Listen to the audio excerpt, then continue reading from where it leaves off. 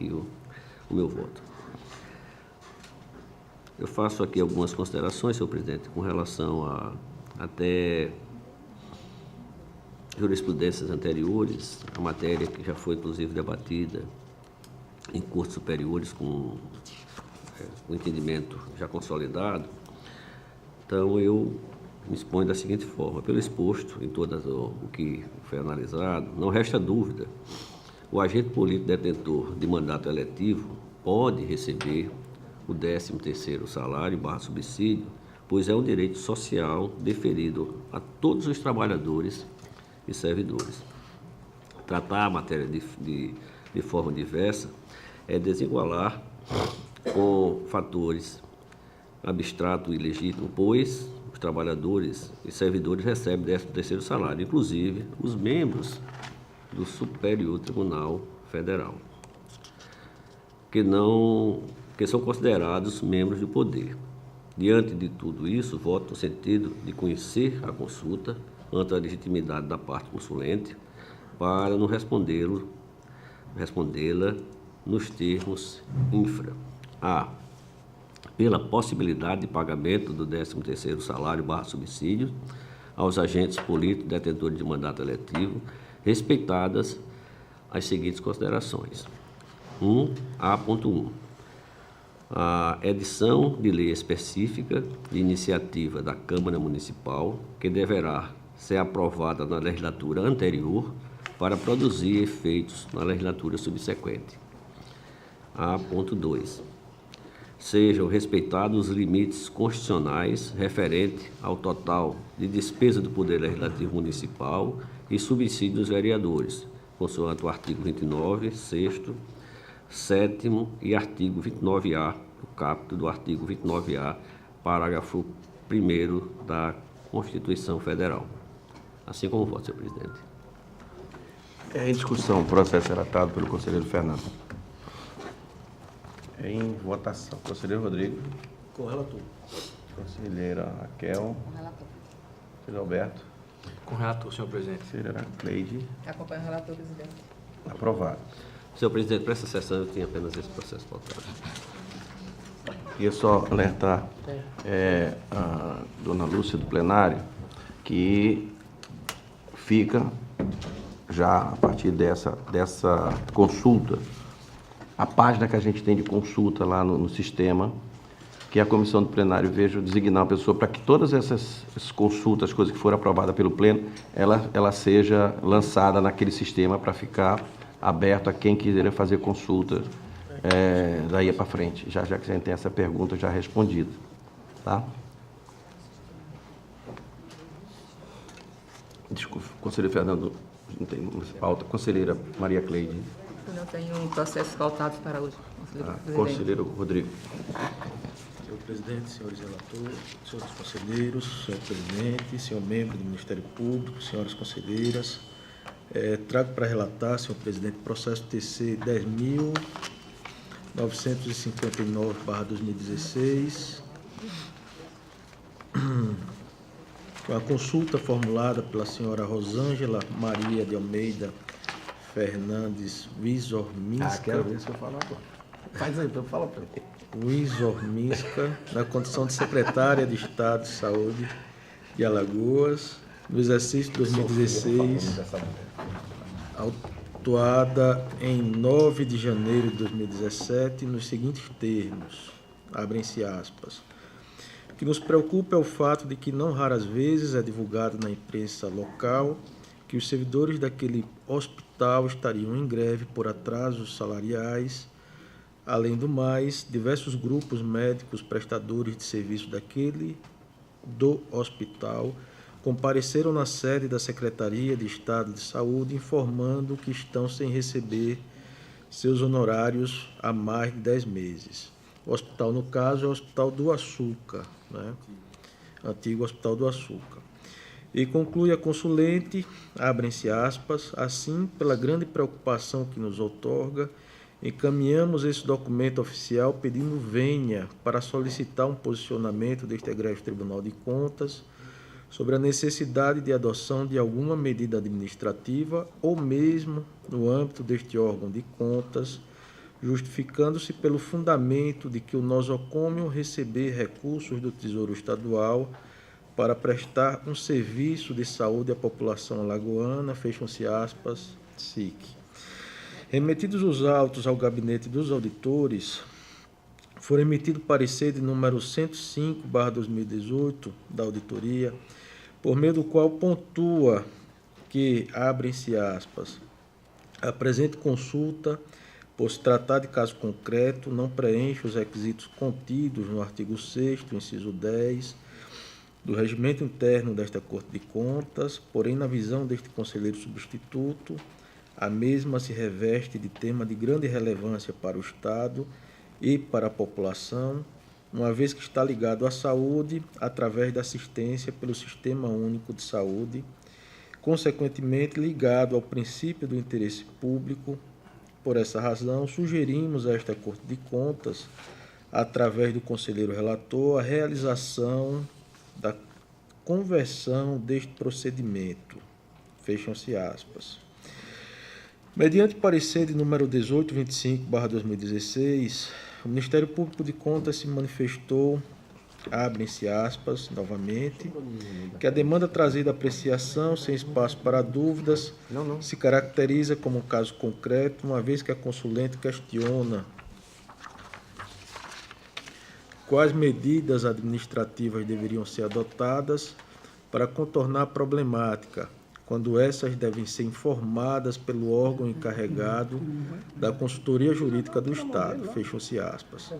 E finaliza o Ministério Público de Contas opinando, abrem-se aspas, pelo não conhecimento da presente consulta, tendo em vista tratar de resolução de caso concreto, bem como do mesmo sentido opinativo proferido pela auditoria, pela conversão do feito em inspeção, fecham-se aspas.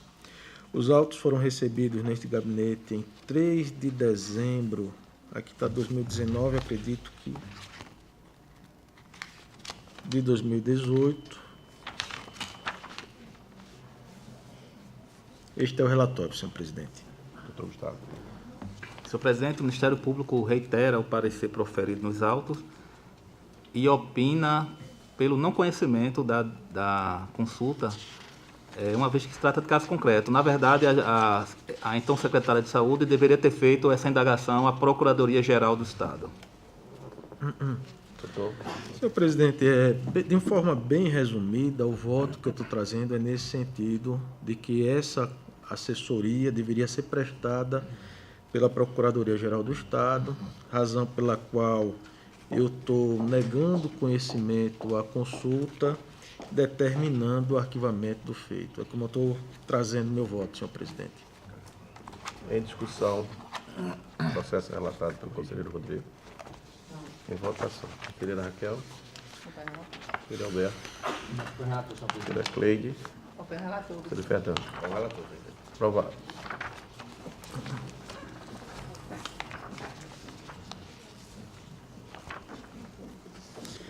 Senhor presidente, eu estou trazendo também processo TC 13.509/2014, que é um recurso de reconsideração interposto pelo Ministério Público de Contas em face da decisão de folhas 16 a 83, complementada pela ata da 23ª sessão ordinária plenária desta Corte, a qual não conheceu a representação em epígrafe, determinou o arquivamento dos autos.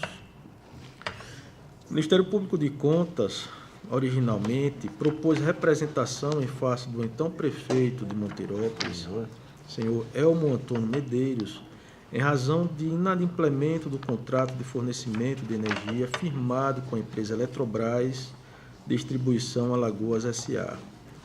Consta nos autos faturas em aberto relativas ao exercício de 2012, totalizando os valores de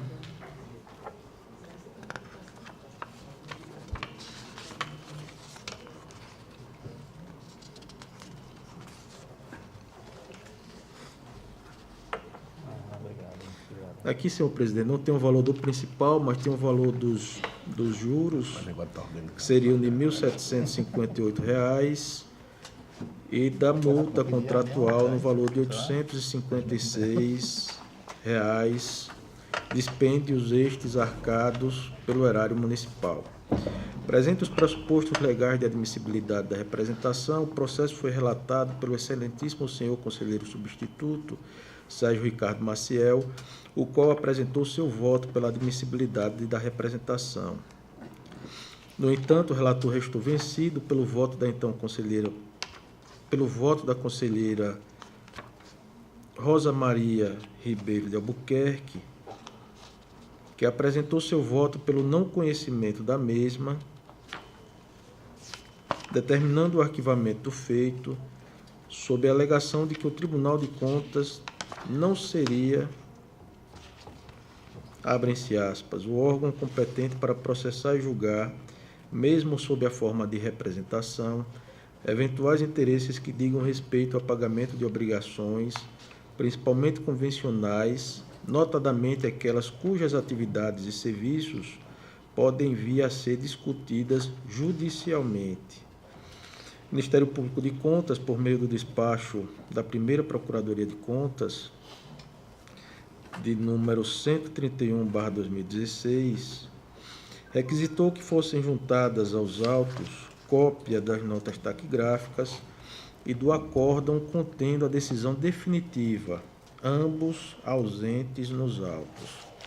Atendido em parte o despacho acima mencionado, o Parquet de Contas interpôs recurso de reconsideração, requerendo a reforma da decisão de folha 76/83 e o prosseguimento do feito com a apuração das irregularidades apontadas na exordial, sob os fundamentos de que, abrem-se aspas, não pretende este órgão ministerial, conforme aduzido pela excelentíssima senhora conselheira, simplesmente cobrar o pagamento das obrigações do município perante a Eletrobras, senão responsabilizar pessoalmente o gestor pelos juros e multas gerados pelos atrasos injustificados, uma vez que estes valores deverão ser ressarcidos imediatamente aos cofres públicos, que não devem suportar tal encargo financeiro por negligência do gestor. Este é o relatório, senhor presidente.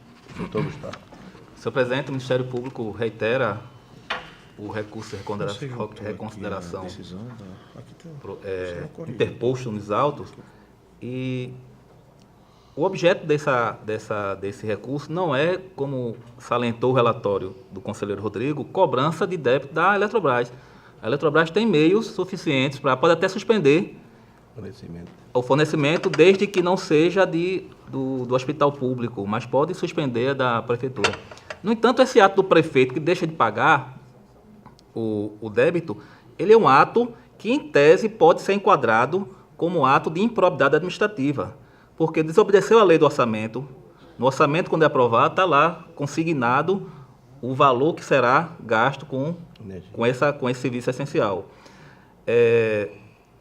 Demonstra uma total falta de planejamento financeiro, bem como atenta contra os princípios da lei de licitação, e da nossa resolução. Aqui tem uma instrução do tribunal, salvo engano, que é posterior a esse fato, que ela obriga os municípios a mandarem uma relação de credores. O prefeito não tem discricionalidade de pagar ou não, isso ele tem que pagar. E quando ele for pagar, vai gerar um dano. Por quê? Porque essa conta vai vir com multas, com juros, multas, penalidades, outras. Portanto, o objetivo do Ministério Público é evitar que esses atos de má gestão se perpetuem nos municípios do estado de Alagoas. Doutor Rodrigo.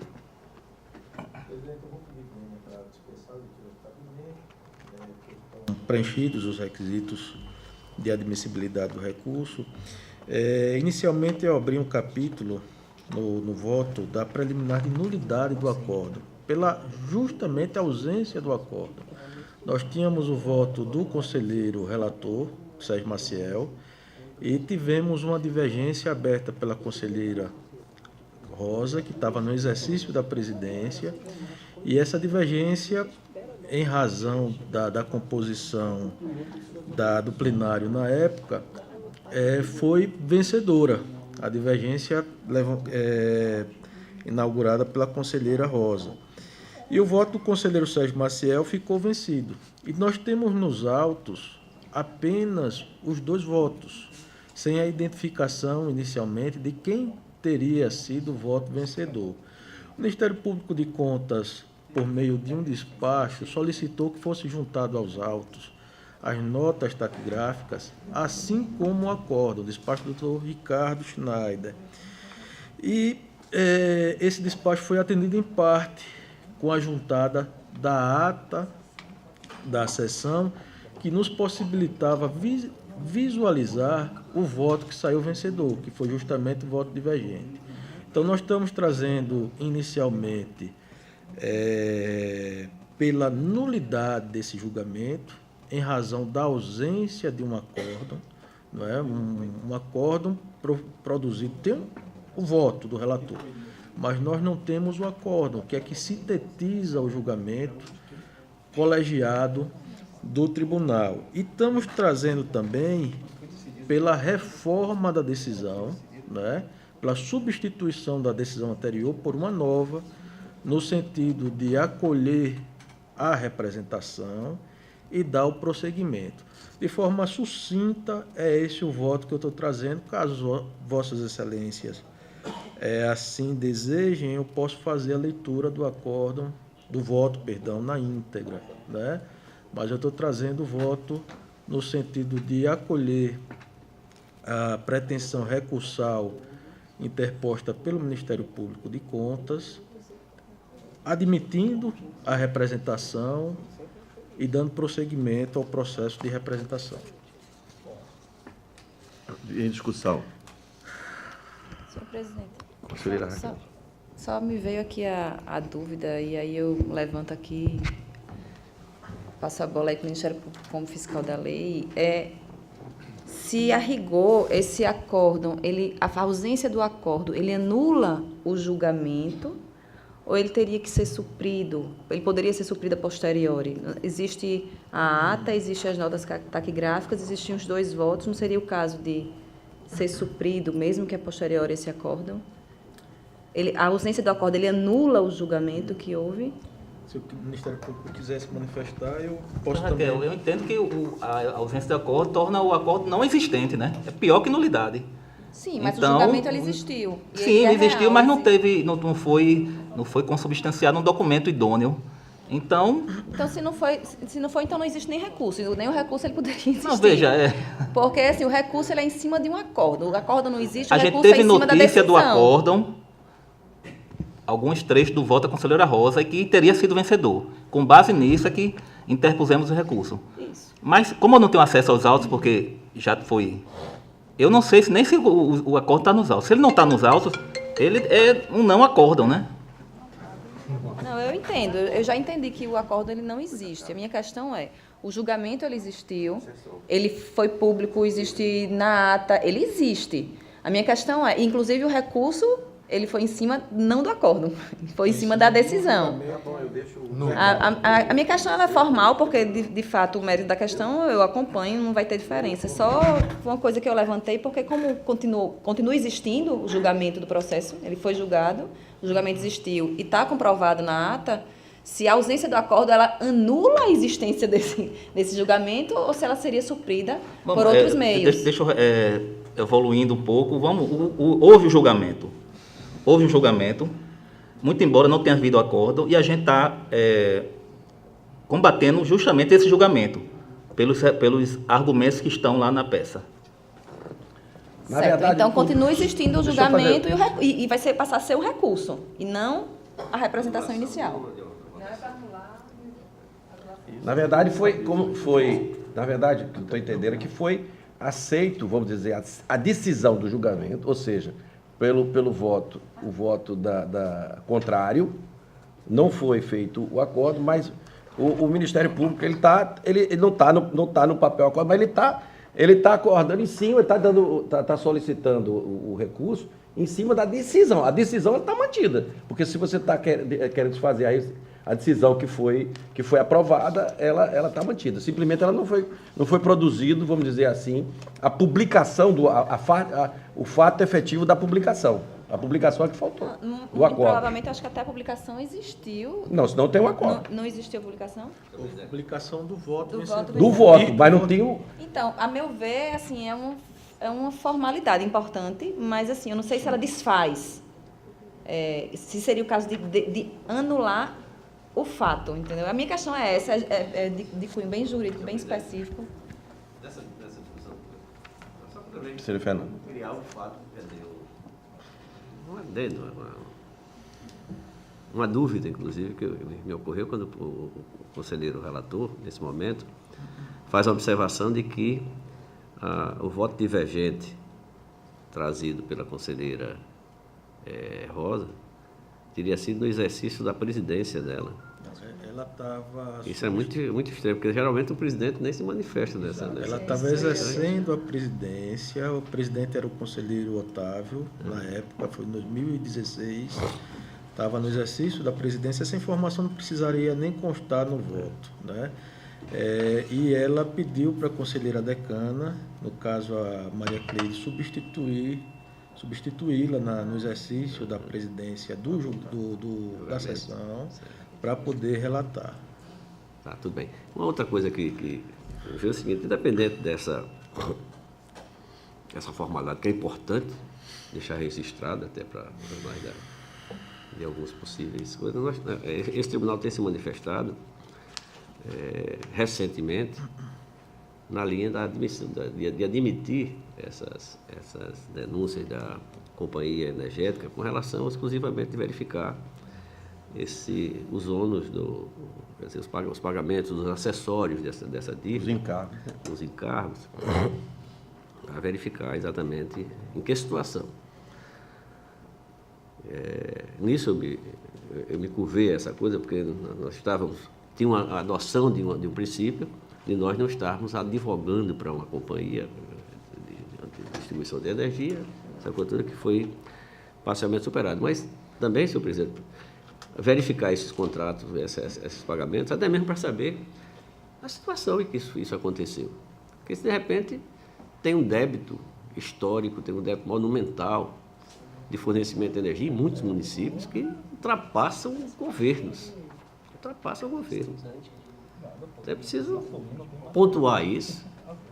De repente a empresa vai receber mesmo esses juros desse passivo. A quem nós vamos? Mas aí é a continuação. Eu já estou entrando, do processo, inclusive, naturalmente, numa avaliação pretérita. Senhor Fernando, é isso que ele está propondo. É apurar exatamente. Apurar essas coisas. Apuração disso, é isso? Eu acho que... Presidente, apenas voltando à questão levantada pela conselheira Ana Raquel, nosso gabinete também teve essa dúvida, né? Se era caso de nulidade ou se era caso de inexistência de julgamento. E nós avaliamos que havia um julgamento verbal por esse colegiado, que estava instrumentalizado através de 2 votos. Né? Inicialmente, nós não conseguíamos identificar qual era o voto vencedor, mas no momento em que trouxemos aos autos a cópia da ata, possibilitou-se visualizar que a divergência foi que saiu vencedora naquela oportunidade. Né? Diante desse fato, né, a gente, raciocinando, entendemos que o ato ele acabou atingindo a sua finalidade, né? Aqueles elementos faziam com que a gente pudesse identificar qual seria o voto vencedor, né? Inclusive encampando um princípio de processo segundo o qual você não anula o processo é instrumento, você não anula um ato que, mesmo não seguindo a sua forma, atingiu o seu objetivo, né?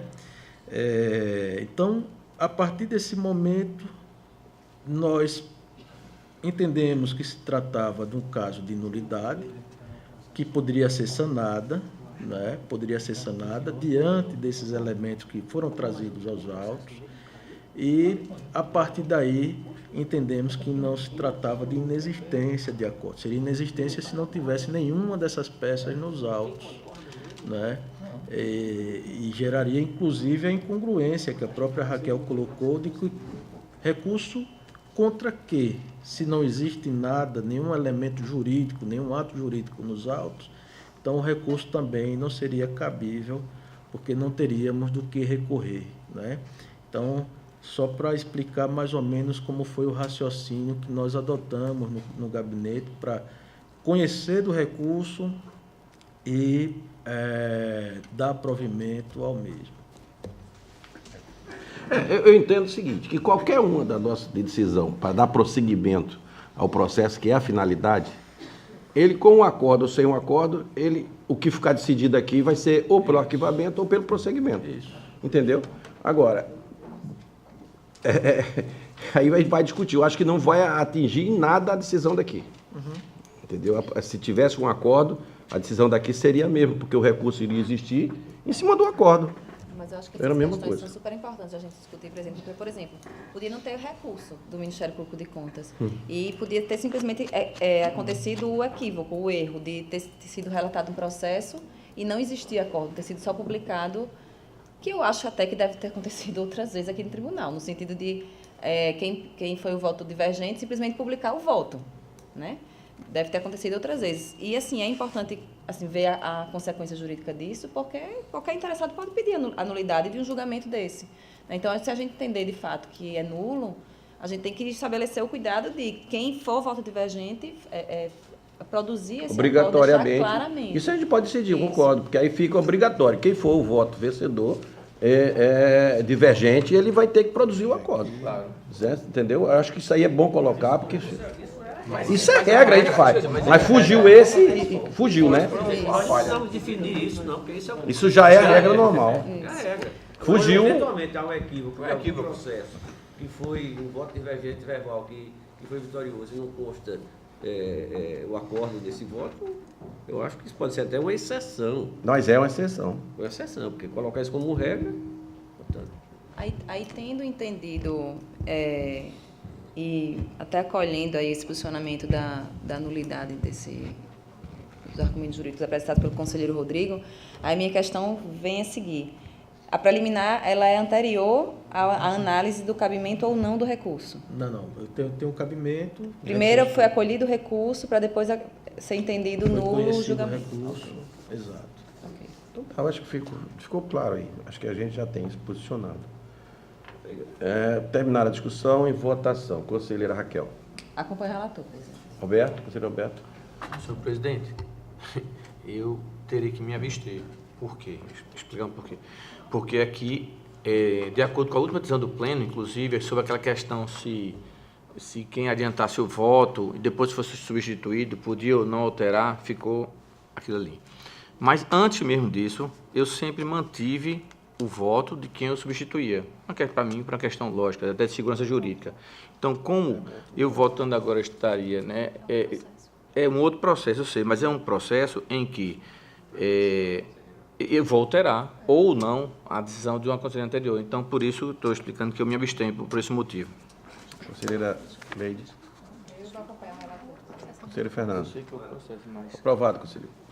Senhor presidente, sem mais pauta para o dia de hoje. Pela ordem, conselheira Raquel. Senhor presidente, senhora conselheira, senhores conselheiros, tenho para relatar, vou iniciar a relatoria por um processo TC 4595 de 2008, que trata da prestação de contas da Prefeitura Municipal de Cajueiro.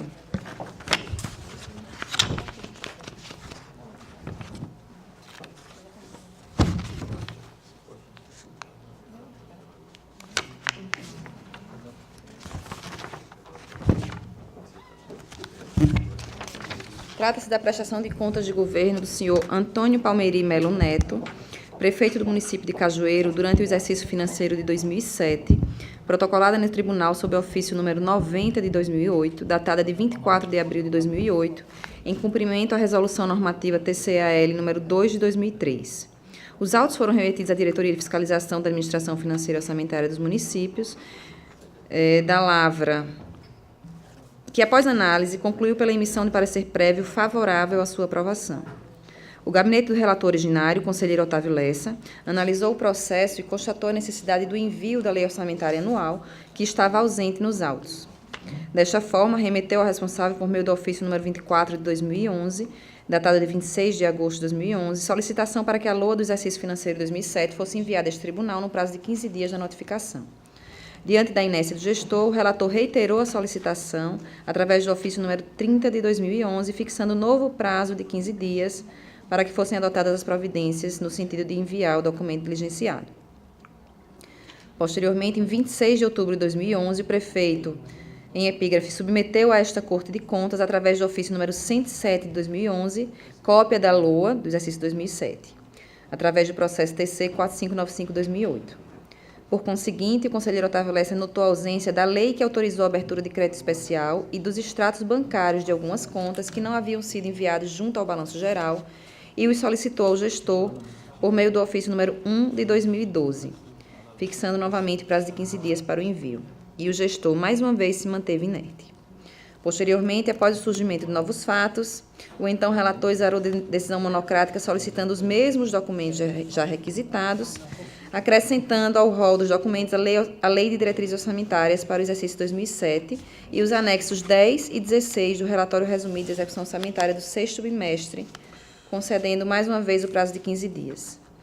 O responsável, então, encaminhou ao tribunal, através do ofício número 1 de 2013, sendo protocolado no TC 8064 de 2013, parte dos documentos solicitados, não tendo sido enviados à LDO, e os demonstrativos de receitas e despesas com saúde e com educação, os anexos 10 e 16.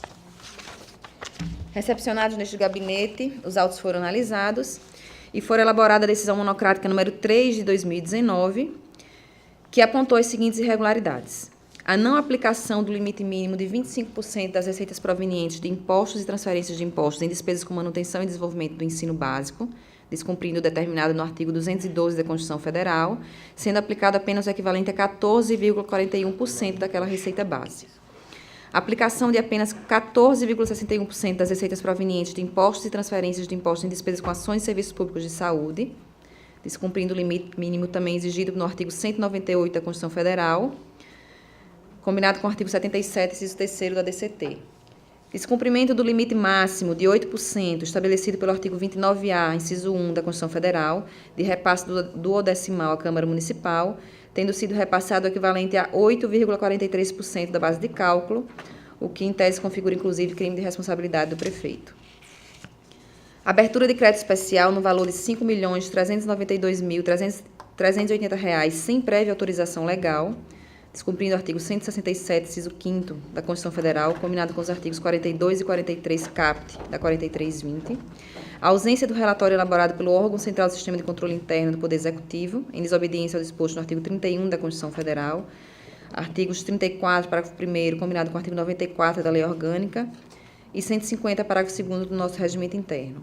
Realização de despesas com ações e serviços públicos de saúde através da movimentação de recursos na conta da Secretaria Municipal de Saúde e não por meio de fundo específico, descumprindo o artigo 77, parágrafo 3º da DCT e parágrafo único da 5ª diretriz da Resolução 322/2003 do Conselho Nacional de Saúde, déficit financeiro da ordem de R$ 362.339, não encaminhamento do plano plurianual para o período 2006-2009, da LDO para o exercício 2007, assim como suas metas fiscais, não tendo sido possível analisar informações essenciais como as metas fiscais.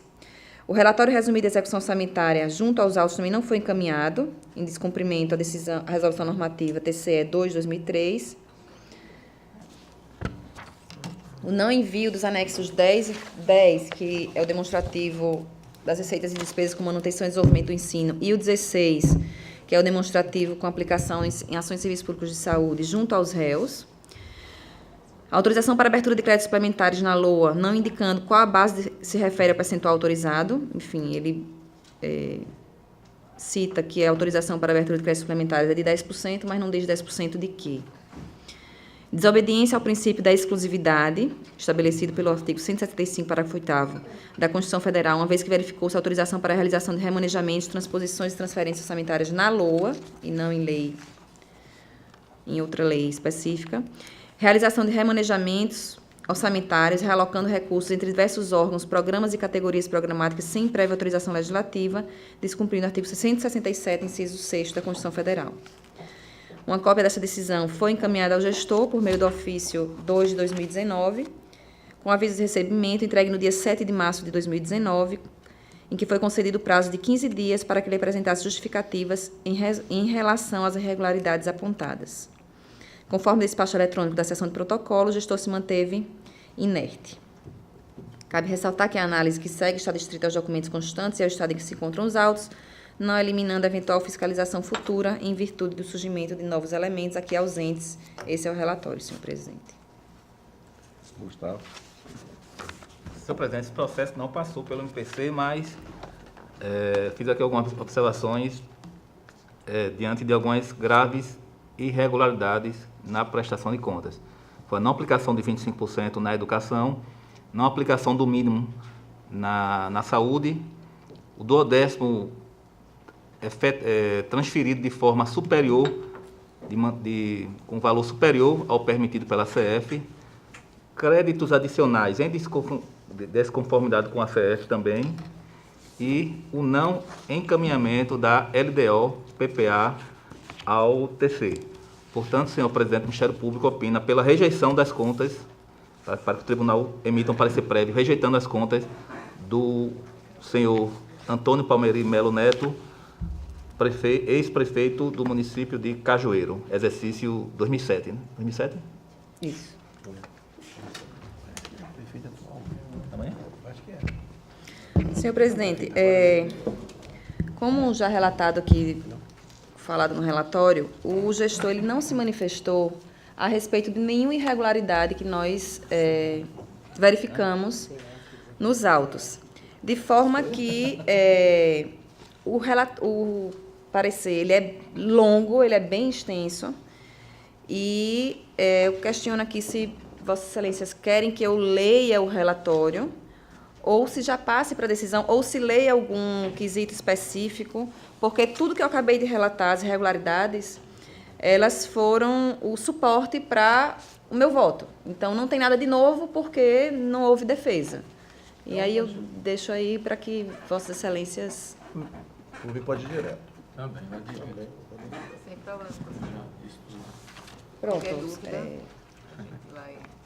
Senhor presidente, então, o meu voto, o voto que eu submeto aqui à apreciação do Pleno, é no sentido de que o Pleno possa emitir o parecer prévio das contas do senhor Antônio Palmeri Melo Neto, gestor do município de Cajueiro durante o exercício 2007, recomendando à Egrégia Câmara Municipal a reprovação das contas, com fulcro no artigo 31, parágrafos 1º e 2º da Constituição Federal de 88, no artigo 36, parágrafo 1º da Constituição do Estado, 82, parágrafo 1º da Lei 4320, e ainda nos artigos 1º, incisos 1 e 4º, 34 e 94, da Lei Estadual número 5.604 de 94, tendo em vista as divergências e irregularidades aqui apontadas e detalhadas, que caracterizam irregularidades, ilegalidades e demonstram falhas graves, A presidente ali não quer dar um tais palavrinha, como a não aplicação do limite mínimo de 25%, a aplicação de apenas 14,61% das receitas provenientes de impostos e transferências nas ações e serviços públicos de saúde, o descumprimento do limite máximo de 8%, estabelecido pelo artigo 29A, inciso 1º da Constituição Federal, abertura de crédito especial sem prévia autorização legal, desobediência ao princípio da exclusividade, realização de remanejamentos orçamentários sem base legal, sem autorização legislativa, e o não envio do parecer do órgão de controle interno em descumprimento dos artigos 74 da Constituição Federal. Esse é o meu voto, senhor presidente. Em discussão, Perdão, presidente, só dando continuidade às medidas de praxe, solicitar à Câmara de Vereadores que esta Corte seja comunicada do resultado do julgamento das contas anuais em questão, conforme previsto no artigo 160 da Resolução 3 de 2001, remeter cópia do parecer prévio e das partes deste processo ao Ministério Público Estadual, no que diz respeito às suas competências, ainda que para apenas acompanhar estes autos ou daqueles que venham a ser instaurados por conta das situações aqui evidenciadas nos itens 23, 24 e 25 desta peça e remeter a cópia deste parecer prévio ao gestor epigrafado. Em discussão, processo relatado pela conselheira Ana Raquel. Em votação, conselheira Maria Cleide. Não, é porque eu fiz errado naquela vez. Conselheira Maria Cleide. Conselheiro Fernando. Senhor presidente, eu gostaria Sim. de conceder ato que eu não declare pedido, quer dizer, não me manifesto com relação às prestações de contas do município de Cajueiro. Ok. Conselheiro Rodrigo. Senhor presidente, estou acompanhando a relatora, salvo com relação ao não encaminhamento do relatório do sistema de controle interno, por entender que somente que este tribunal passou a entender como causa de reprovação das contas somente a partir da edição da Instrução Normativa 03, salvo engano, de 2011. Quanto aos demais aspectos, eu estou acompanhando a relatora. Conselheiro Alberto. Também, da mesma forma, acompanho o conselheiro Rodrigo, na realidade, no mérito, a conselheira relatora, mas discordo apenas nesse item do controle interno. Aprovado. Eu também, só voltando um pouquinho, eu também tenho esse mesmo entendimento do conselheiro Rodrigo com relação ao controle interno, essa informação, se foi feita nós tivemos uma resolução após esse período dessa. Senhor presidente, eu vou acolher essa sugestão do conselheiro Rodrigo e retirar esse item, porque, de fato, inclusive, era uma forma que eu procedia, tanto nos pareceres quanto nos processos que eu trouxe, esse mesmo entendimento. Eu vou, então, retirar e mantenho o restante da decisão. Facilitar a vida do conselheiro Rodrigo. Aprovado com a retirada do item sugerido pelo conselheiro Rodrigo. E com o manifesto do conselheiro Fernando, a não participação em encontros de Cajueiro, no município de Cajueiro.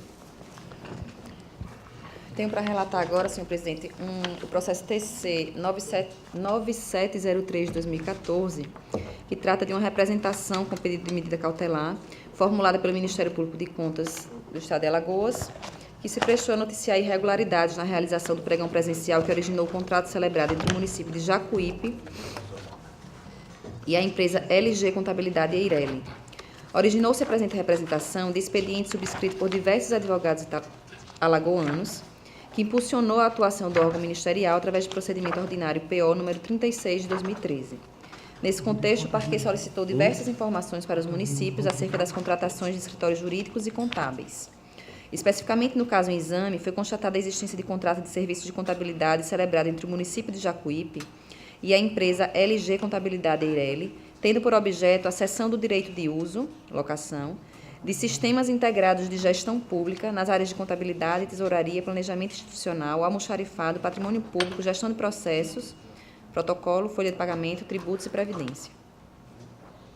Após a análise do processo número 12 de 2013, certame que originou o pregão presencial número 6 de 2013, que culminou com a celebração do contrato nominado e que foi encaminhado pelo gestor, foram noticiados na peça de pórtico os seguintes indícios de irregularidades: ausência de preços de mercado, descumprimento do prazo de publicação do aviso de licitação, ausência de publicação do aviso na internet, ausência de certidão do Conselho Regional de Contabilidade, ausência do prévio exame e aprovação da minuta contratual. Em razão do noticiado, o representante pugnou: a. pelo juízo positivo de admissibilidade, pelo deferimento da medida cautelar para suspender o contrato e eventuais aditivos celebrados entre o município e a empresa LG Contabilidade Eireli, ou para determinar a abstenção de prorrogação ou aditamento do referido contrato, encaminhamento aos órgãos técnicos para a coleta de provas documentais que relacionou sobre os fatos narrados, pela manifestação conclusiva e fundamentada da diretoria técnica competente, pela verificação junto à diretoria técnica do envio tempestivo do contrato e, em caso de intempestividade, da abertura do processo voltado à aplicação de multa, pela citação dos representados e, ao final, pelo envio à auditoria ao Ministério Público de Contas para a manifestação. Feito o juízo positivo de admissibilidade, os autos seguiram para o plenário, tendo sido exarado pelo conselheiro relator do feito à época, na sessão do dia 24 de novembro de 2015, decisão simples para indeferir a medida cautelar suscitada, conhecer da representação, notificar o município de Jacuípe para que trouxesse as informações no prazo de 15 dias, se se o contrato celebrado com a empresa LG Contabilidade Eireli ainda encontrava-se vigente, se o serviço de contabilidade estaria sendo prestado por servidores efetivos, comissionados ou mediante nova contratação, se em caso de nova contratação, que ele informasse se houve o envio do contrato ao TCE e que ele encaminhasse todas as notas de empenho e ordens bancárias relacionadas à execução do contrato, bem como os aditivos ou prorrogações decorrentes do referido contrato. Em 25 de janeiro de 2006, foi feita a juntada dos esclarecimentos e documentos encaminhados pelo gestor através do protocolo número 1154. Encaminhados os autos ao Ministério Público de Contas, foi exarado o despacho 156/2006, Primeira Procuradoria de Contas, tendo sido apresentado, dentre outros, os seguintes requerimentos. A. Reiterou o deferimento da medida liminar para suspender imediatamente o terceiro termo aditivo do contrato celebrado pelo município de Jacuípe. A indicação da data de publicação da decisão simples de folhas 192 e 196. A realização de diligência para determinar o gestor que apresente as notas de empenho e ordens bancárias relacionadas à execução do contrato pré-falado e respectivos termos aditivos. Os autos aportaram no gabinete apenas em 5 de fevereiro de 2019, mediante o despacho de folhas 18, em cumprimento à nova distribuição de relatorias implementada pela portaria 26 de 2019. Esse é o relatório, senhor presidente. Senhor presidente, o Ministério Público reitera as manifestações exaradas nos autos, em especial para o deferimento da medida cautelar, se ainda existir contrato, né? Porque o terceiro termo aditivo em 2016, o contrato 2014, provavelmente esse contrato já não exista mais. Mas que, ainda que não exista mais o contrato, a representação siga o trâmite regular aqui no Tribunal de Contas. Raquel.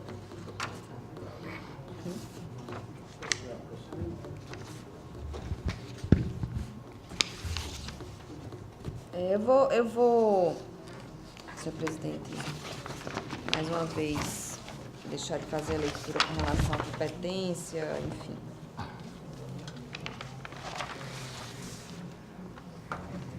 Compulsando a documentação relacionada aos autos, o parquet verificou que houve o atendimento à requisição desta Corte apenas de forma parcial, pontuando que diversas notas de empenho, apesar de conterem a data de contabilização e da assinatura, não indicam o mês a que se referem. A data da emissão não pode ser considerada como mês de referência. Verifica-se apenas a existência das seguintes notas de empenho: novembro de 2013, abril, agosto, setembro e dezembro de 2014, março, maio, junho, julho e agosto de 2015, e finalizou dizendo que entre aspas, citando, faz-se necessário reiterar a diligência para que o município de Jacuípe apresente as notas de empenho e ordens bancárias restantes. Do outro turno, destacou ainda que, à época do opinativo, o contrato de prestação de serviços objeto do presente representação estava em vigor, ponderando que, considerando que já foi pactuado o terceiro termo aditivo, os prováveis prejuízos poderão alcançar a monta de R$ 280.800. No contexto posto, sustentou que postergação da suspensão do contrato poderia gerar dano de elevada monta, estando presentes os requisitos do fumus boni iuris e do periculum in mora, no caso em tela. Diante da ocorrência de fatos novos, ensejadores de maiores danos ao erário, sustentou que devia ser novamente apreciado e deferido o pedido de medida cautelar. Compulsando os autos, verifica-se que o contrato em espécie tem por objeto serviço de natureza continuada e que, consoante permissivo incerto no artigo 57, inciso 2º, da Lei 8.666 de 93, podem ser sucessivamente prorrogados, limitando-se ao período total de vigência de 60 meses. Assim, considerando que o ajuste fora celebrado em 24 de abril de 2013 e que foi comprovadamente prorrogado por mais 36 meses através dos termos aditivos colacionados aos autos, subsistem indícios de que pode ter sido prorrogado por mais 24 meses, complementando o limite de 60 meses previsto na legislação específica. Nesta ótica, teria como termo final de vigência o dia 24 de abril de 2018. Nesse sentido, como medida saneadora, entende-se necessária a complementação da instituição processual com o fito de atenção ao princípio da verdade real, que norteia os processos de contas, na forma requerida pelo Ministério Público de Contas, renovando-se a diligência para que sejam colacionados aos autos os documentos faltantes, bem como a adoção de medidas internas no sentido de verificar o envio tempestivo do contrato para esta Corte de Contas, com o fito de permitir o exercício do controle externo nos termos do artigo 39 da Lei 5.604 de 94. Do outro turno, reiterou o representante pelo deferimento de medida cautelar para suspender imediatamente o terceiro termo aditivo. A concessão de medida cautelar pressupõe a presença dos requisitos de grave lesão ao erário e do risco de ineficácia da decisão de mérito. Tal medida se faz imprescindível quando necessário prevenir a ocorrência de dano ao erário agravado pela demora da decisão ser proferida por esta Corte de Contas. Em caso, resta demonstrada a possibilidade de grave lesão ao erário, diante dos fortes indícios de irregularidades apontados no processo que originou a celebração do contrato em SPEC, que, caso comprovados, maculam de vício insanável a própria contratação. No outro turno, no que concerne ao risco de ineficácia da decisão de mérito, não mais se mostra configurado como requisito autorizador a concessão da medida cautelatória, posto que, tendo o contrato em exame sido celebrado em 24 de abril de 2013, mesmo considerando a possibilidade legal de sucessivas prorrogações até o limite de 60 meses, a vigência do ajuste já estaria expirada, não subsistindo viabilidade para a concessão da medida requerida na forma como fora formulada. Entretanto, vislumbrando a possibilidade de eventualmente restarem pagamentos a serem feitos em razão do contrato celebrado entre o município de Jacuípe e a empresa LG Contabilidade Eireli, em razão do contrato originado através do pregão número 6 de 2013, entende-se presentes requisitos autorizadores da concessão de medida cautelar apenas para determinar a suspensão de pagamento para a empresa em razão do contrato originado através desse mesmo pregão. Assim, senhores conselheiros, senhor presidente, senhores conselheiros, o meu voto é no sentido de deferir a medida cautelar requerida para determinar a suspensão de pagamento para a empresa LG Contabilidade Eireli, em razão do contrato originado através do pregão presencial número 6 de 2013, caso ainda haja algum pagamento a ser feito. Notificar o prefeito de Jacuípe, senhor Amaro Ferreira da Silva Júnior, dando ciência da decisão cautelar proferida, para que no prazo de 15 dias apresente cópia de todas as notas de empenho e ordens bancárias relacionadas à execução do contrato, e suas sucessivas prorrogações relativas aos exercícios financeiros de 2013, 14, 15, 16, 17 e 18. Alertar o gestor de que o não atendimento à solicitação desta Corte poderá acarretar em aplicação de multa, nos termos do parágrafo 2º do artigo 58 da nossa lei orgânica. Após a instrução do feito, determinar o envio dos autos para a DEFAFON para a emissão do relatório técnico quanto à irregularidade do processo administrativo e da execução do contrato em exame, e da publicidade da presente determinação e a ciência imediata aos interessados.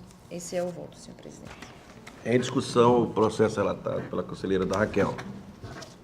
Senhor presidente, Conselheiro Rodrigo. eu só teria uma dúvida com relação à nossa competência, né? A competência do plenário para julgar, em definitivo, uma representação que, pelo valor do objeto, seria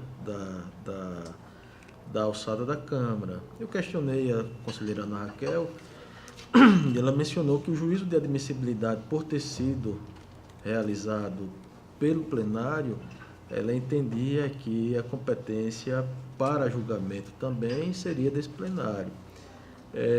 Eu queria levantar essa questão porque eu tenho